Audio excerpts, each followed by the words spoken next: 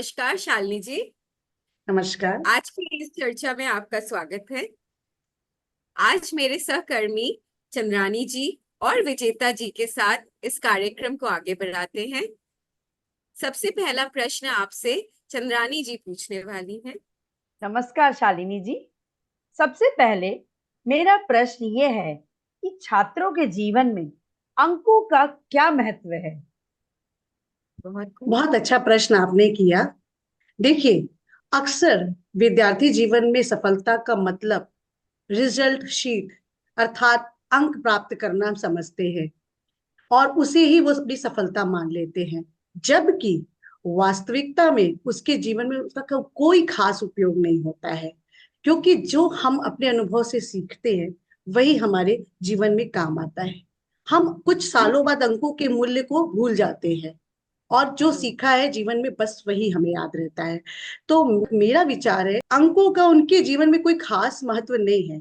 हाँ, लेकिन अंकों से उनके जो सफलता है उसको हम माप सकते हैं और उसके आधार पर वो अपने व्यवहारिक जीवन पर उसे लागू करके अपने जीवन को सफल बना सकते हैं। वाह, क्या बात है।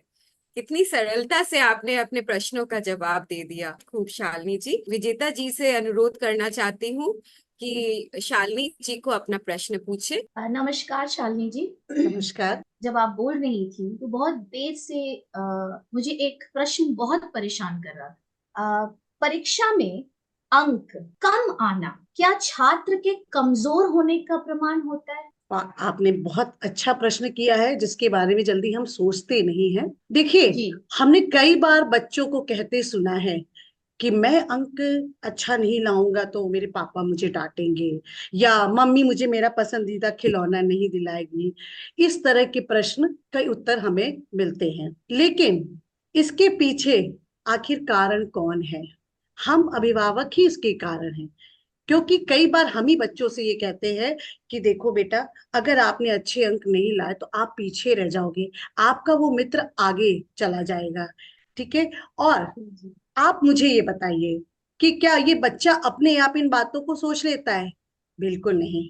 ये हमारी ही जी। देन है, जिससे उनके दिमाग में अंकों के महत्व इतने ज्यादा बढ़ जाते हैं कि कई बार वो नकल की तरफ बढ़ जाते हैं कि मुझे किसी तरह से नंबर लाना है। और जैसे कि होता क्या है कि परीक्षा में ऐसे प्रश्न आ जाते हैं कि उन्हें नहीं आता है, तो अब उनके दिमाग में कहीं ये बैठा हुआ है कि हाँ नहीं, मैं नहीं करूंगा तो ये प्रश्न छूट जाएगा, तो मेरे अंक कम हो जाएंगे और फिर मुझे डांट पड़ेगी।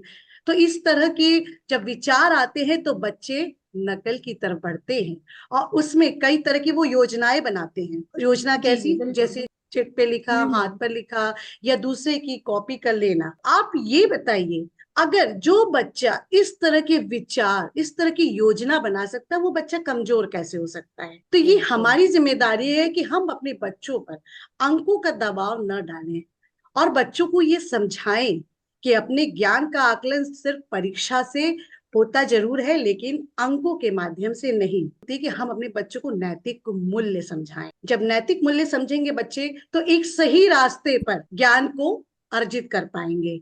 और सच बात यह है, अंकों से ज्यादा महत्वपूर्ण है जीवन में साक्षरता को मापना, अंकों को मापना नहीं। धन्यवाद। बिल्कुल वाह बिल्कुल, बहुत सही बहुत शालिनी सही। जी, आपने कितनी सरलता से अपने उत्तर दे दिया। तो आज की चर्चा परिचर्चा हम यही समाप्त करते हैं। धन्यवाद आप लोगों को। नमस्कार। नमस्कार। नमस्कार। नमस्कार।